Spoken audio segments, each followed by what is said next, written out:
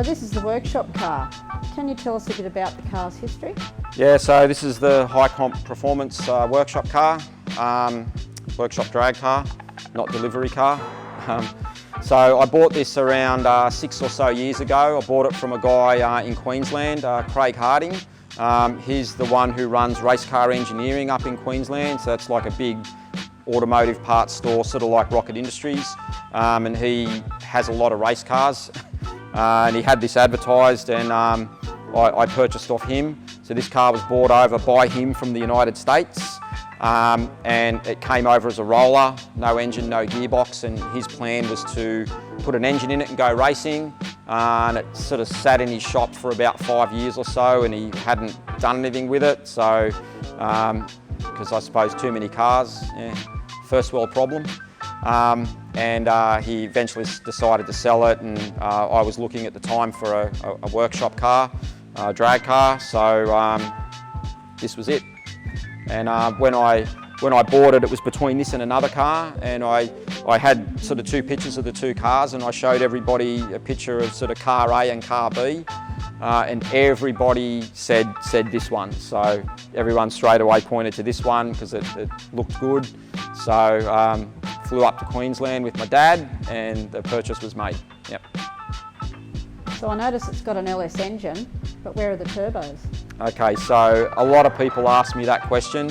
I'm a naturally aspirated kind of guy. Not that I don't like turbos, some of my favourite cars are turbos, but I just like the naturally aspirated kind of engine. I think it's a bit more of a challenge for an engine builder and tuner to make power out of those engines. You know, you can't just turn the boost up and cover over bad camshaft choice or bad cylinder head choice or something. Now I know that a lot of the turbo guys are probably going to be throwing fruit at the screen, but that's just my personal taste. So yeah, I just think it's a bit more of a challenge. You can't just wind the boost up and make the numbers. So careful selection of camshaft and cylinder head and valve sizes and everything else that goes along with it. And I know, I'm fully aware that at the very high end of racing, the turbo guys have to do all that as well. But that's just me, so yeah. And can you tell us about the Harrop manifold? Yeah, so I really wanted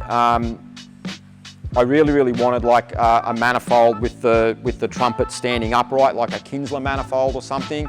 But at the time, Kinsler was a little bit difficult to deal with over here in Australia. So the only real option of a serious 8-throttle manifold was the Harrop manifold, even though it's a cross ram type manifold designed to fit under the bonnet of a standard car. You know, and I rang Harrop, and when I rang them to sort of place an order, they actually said, we've just finished dyno testing our 60mm throttle plate manifold. Before that, all the Hurricane manifolds were 58mm plate. So they had just finished dyno testing their 60mm throttle plate Harrop manifold, or Hurricane manifold. And I said, great, that's wonderful. And I placed an order, so I was the first one to get the 60mm throttle plate manifold. And it's been awesome. The fitment's beautiful and the operation's beautiful, and it's just been great. So yeah. So what computer runs the engine? So it's a Haltech again, Haltech Elite 2500, but not the traction control one. So I figure that I've got enough tyre on the back. The tyres are big enough that I hope not to need traction control. But at the time, it was just that's what I purchased. And that runs the engine great. I'm very happy with how the engine runs and everything, although the engine is very tame. Like it's got an off-the-shelf cam, like it's got a VCM 24 cam, which is an off-the-shelf part. The heads are fairly standard. It's still got beehive valve springs on it, because at the time when I built it, that was the go-to valve spring. So it's the engine's very tame, very standard. It's basically what you would have in a road-going Commodore if that's what you had. It is a stroker, so it's a 4 16 cubic inch stroker, so 4-inch stroker crank with a standard bore. It's got the H-beam rods and everything in it, so it is rebuilt, you know, very carefully and everything, you know, with careful selection of parts and stuff like that. But it's not over the top by any means. So how much does a car weigh? Okay, that's a good question. Not a lot of people ask me that question. They all ask me how much power's it got. No one really ever asks how much it weighs. The car's weight without the driver is only 820 kilograms. That's because it is an ex-Pro stock car, so everything's carbon fibre, and everything about this car is just simple. It's just minimalist. There's nothing in there that it doesn't need, so I don't have extra stuff packed on that, you know, you sort of don't need. Of course, the absence of turbo or supercharging. It doesn't have a dry sump, so there's no dry sump tanks, there's no dry sump pumps. It's just very, very minimalist. And with me in the car on the start line, 908 kilograms. So still well under a tonne on the start line, yeah. What about the transmission and driveline? Yeah, so just a 2-speed power glide, very simple, stall converter, 4000 stall converter. It's got the 9-inch diff that came with the car, again 4.3:1 diff ratio. It's got the alloy case and everything, Mark Williams axles, so on and so on. So very, very, very simple and minimalist, and just nothing that's overcomplicated. So what's it like to drive? It's a blast to drive. It's a lot of fun. It goes straight as a die. We had all the suspension and that aligned by Craig Burns, and the car just runs straight as. You could almost let go of the steering wheel. You wouldn't want to, but you almost could.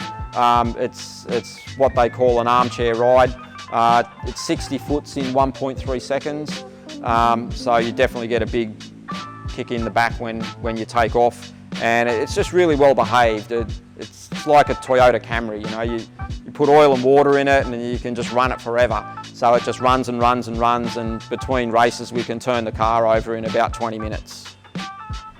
So what sort of plans do you have to race the car in the next few years? Well, plans I've got for more racing. It's a good question. I haven't been racing a lot at all lately because of COVID. Had the track shut down for most of 2020 and some of 2021. So I haven't been doing a lot of racing, but I'd love to be able to get some ported heads on it. Very simple and easy. Ported heads, some different valve springs, maybe a bit more compression. I'd love to put nitrous oxide on it. I know I said I'm a naturally aspirated kind of guy, but I think that'd be fun. It wouldn't be too hard to set up either. So I'd love to do that. Yeah. So tell me, how fast does the car go? So it runs in the high 8s very consistently, and it is a very consistent car. So depending on the conditions, it's run a best of 8.7. That was with another driver. But generally I've done lots of 8.9s and 8.8s on lots and lots of different occasions. So yeah, it's a high 8-second car, and in its current state of tune, that's probably as fast as it's going to get. But this car is very underdeveloped, so there's lots and lots of room for improvement. As I said, with the heads and everything, like with different heads, and you know, just a few small simple things will make the car go a lot faster. And because it's so light, it will respond to those things. So if you had a horsepower increase of only 10 horsepower, for example, the car would respond to that 10 horsepower very, very well, because it just doesn't have any weight. And when you take off and you're driving it, you can really feel that it's a light car. You can really feel that it just has no weight to it, whereas some cars that you drive, you know, if you take off the start line, you can really feel that the car's heavy. This is the opposite. It's very nimble. It's very much like a surgeon's scalpel instead of a sledgehammer. A lot of people building sledgehammers, we've built a scalpel.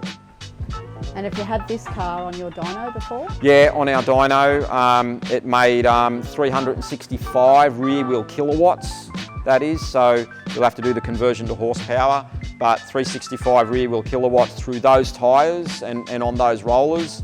So again, on a hub dyno without the tyres, it'd probably be a bit more, but you know, the